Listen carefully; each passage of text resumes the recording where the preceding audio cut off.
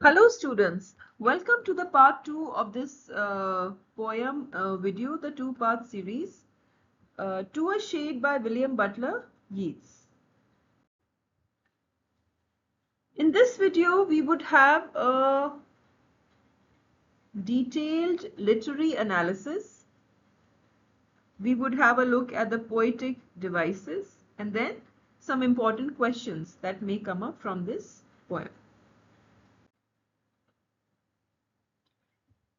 Here is the first paragraph and let us look at it in a detailed manner.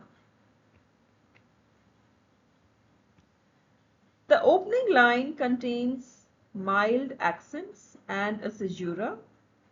It creates a rhythmic break in speech and it helps the speaker to express a feeling of dejection and suppressed anger.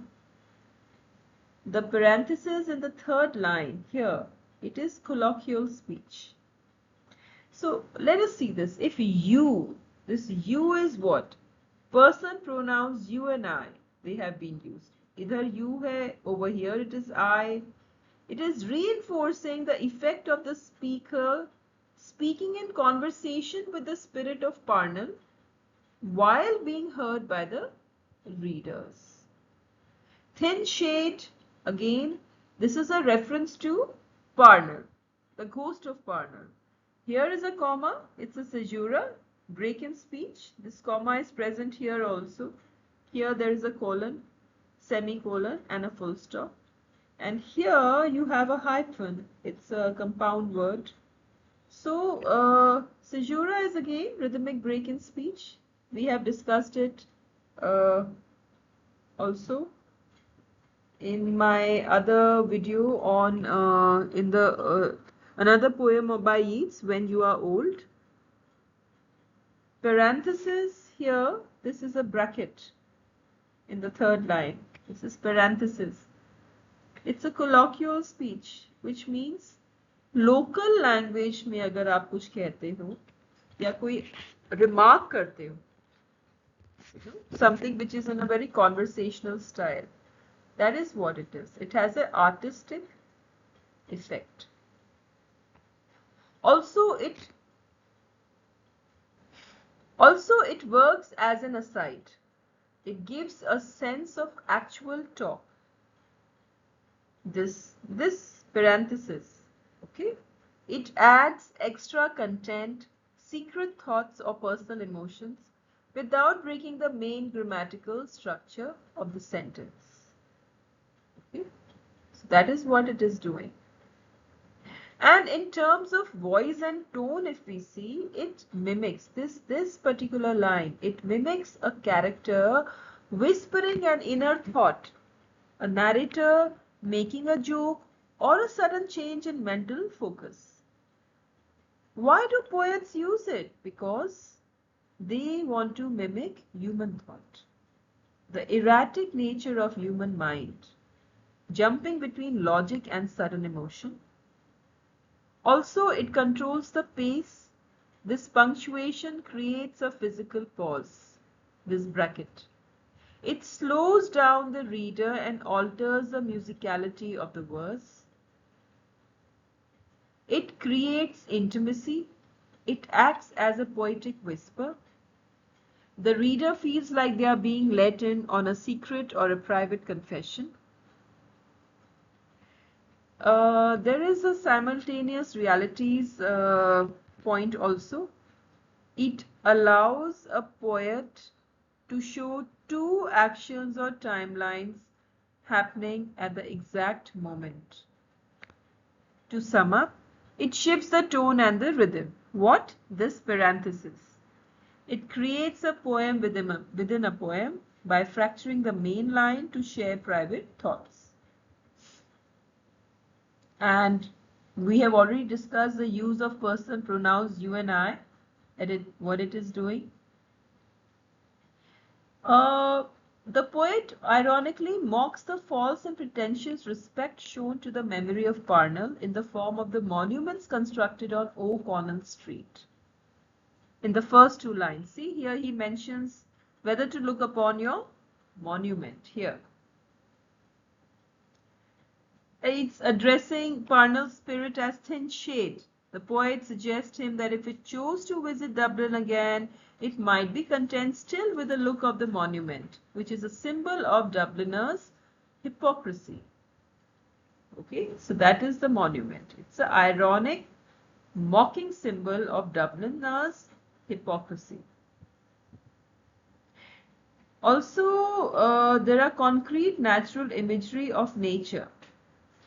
Images such as salt breath out of the sea, the grey gulls, the gaunt houses. The poet is presenting nature as an antithesis to the town. These are images that point out to the elements of nature. In this, the second paragraph, Yeats associates the memory of Parnell with another national figure from 19th century. And this painter, Hugh Lane, he was Yeats's hero because for the poet, the cultural revival of Ireland was critical for its independence from the colonial rule. Like Parnell, Lane would have engendered great thoughts and sweet emotions in the future generation of his country. Lane worked so that a gallery of contemporary art could be established in Dublin. He wanted to put for exhibition some of his impressionistic paintings, but his efforts were thwarted and he was not allowed permission to put them in the city gallery. Moreover, his wish to work as a curator of the National History Museum of Ireland was also opposed and defeated. Yeats also singles out William Martin Murphy, who is the owner of the newspaper. Here, this is William Martin Murphy. This is Hugh Lane. He is the owner of the newspaper, The Irish Independent. He's a person who defamed a national hero like Lane and the kind of person who brought disgrace to Parnell. Therefore, this is like a snub to Murphy here when he refers. An old foul mouth is a reference, is an allusion to Murphy, you could say. The pack upon him. Him is Hugh Lane, and it is Parnell's political activism and Hugh Lane's art which this person has tried to crush. And this is what Yeats is talking about in this second paragraph. This is the third paragraph. In this part, we get to know that Parnell is buried in Glasnevin Cemetery in Dublin. Glasnevin. Glasnevin is a city, and वहाँ पे there's a cemetery. In Glasnevin is not a city; it's a place. It's a cemetery in Dublin. Name of a cemetery in Dublin. And here is Parnell's grave. You can see here this picture.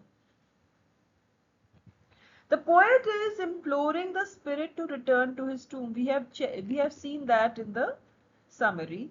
And the poet is imagining the spirit in the person of Parnell and advising it to wear a Glasnevin bedspread, coverlet. It's a bedspread. Bedspread जिससे हम bed को cover करते हैं. That's a bedspread. The poet is telling the ghost of Parnell that you cover yourself with a Glasnevin bedspread around your head, because if you are identified, the people will show no respect or hospitality to you. Because Dubliners do not yet have gentle blood flowing in their veins, which these two heroes could have made possible, it is not yet time for Parnell to even enjoy the taste of the sea breeze or visit his neglected monument. Okay, so this is what is highlighted in the last paragraph. Go unquiet wanderer. Wanderer is a reference to Parnell's spirit. Poetic devices, let's see. The form of the poem sustains its theme. Alliterations such as grey gulls, salt breath out of the sea, The poet is conveying concrete imageries. Assonance is also used to similar effect. For example, in this line, whether to look upon your monument, see the O sound is repeated in a musical pattern. We have a simile like gentle blood. There is rhythm and rhyme is irregular. The tone is, wait, the tone is cynical, angry, and even bitter. It forces the reader to pause and think about the ingratitude of Dubliners towards their national hero. And there is a polysyndeton and as well. Here is a deeper picture. You can see here, I have highlighted, revisited the town, thin shade. That is a consonance, the sound of T.